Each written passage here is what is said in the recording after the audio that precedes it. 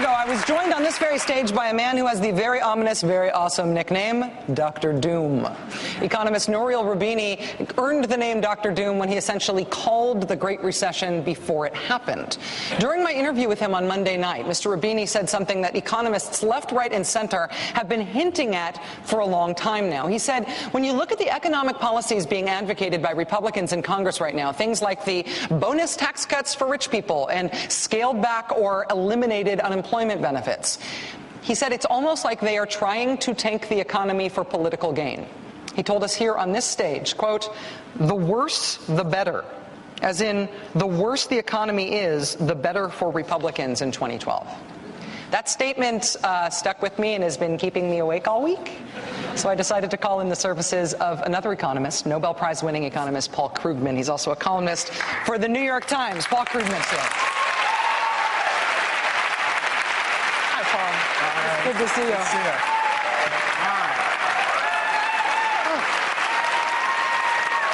Just pretend we're alone. Right.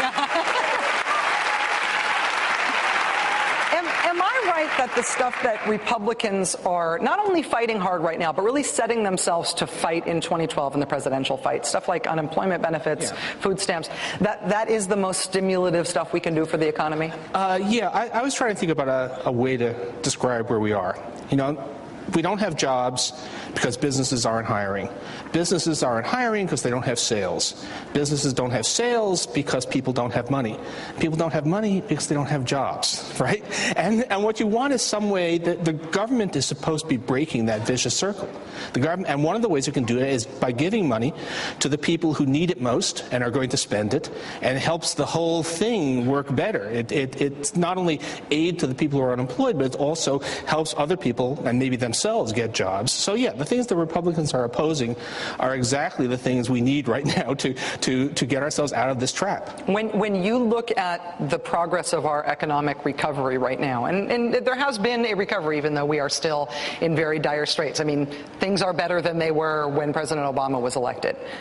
But we do need more stimulus. How much more do we need? Lots. I mean, we're way down here. I mean, when the first stimulus was announced, some of us sat down with the numbers and said, this is way short. This is maybe a third of what was needed. And it turns out that actually the economy has done worse than the forecast then said. So another stimulus as big as the one we did is definitely, if you do the arithmetic, it says for sure we ought to be doing that. I mean, yes, in the end, we will have to, find ways to have more revenue and to reduce medical costs. But right now, we really need the government and their spending.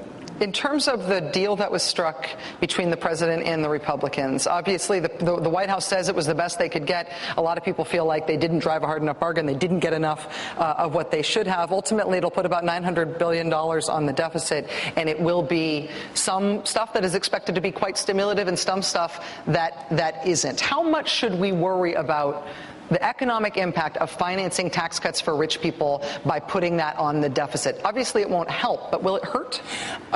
If you do it, if it's really just for 2 years, it's not going to matter. Okay. The reason to be upset about that is not so much the 2 years that was agreed to of extending these high-end tax cuts as the fact that, we're going to play this whole game again 2 years from now. In fact, we're going to play it 1 year from now because all of the good stuff in that deal expires in 1 year, not 2 years. So we're going to be right over, the blackmail is going to resume exactly a year from now, and there's going to be a demand that Obama extend the Bush tax cuts for another 2 years or another 5 years or maybe forever. And we can't afford that.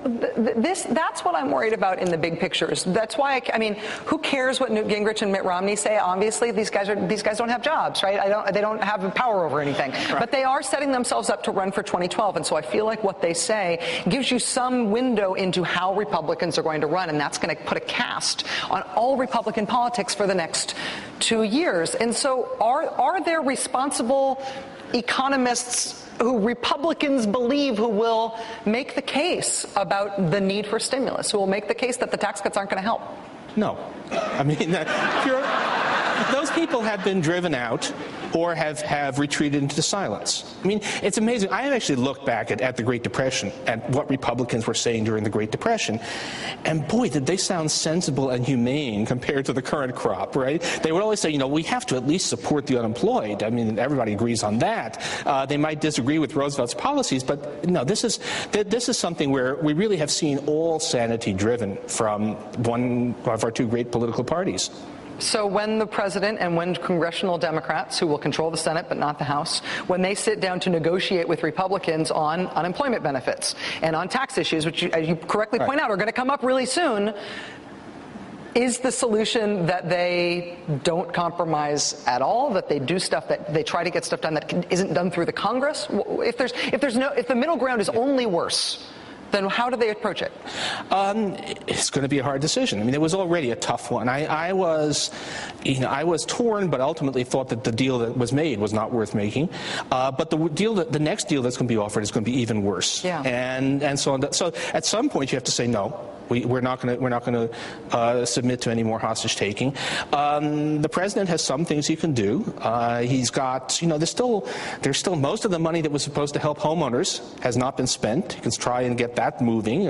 Finally, he can get tough on some of our foreign trade negotiations. You know, the Chinese are part of our problem, not most of it, but part of it, but.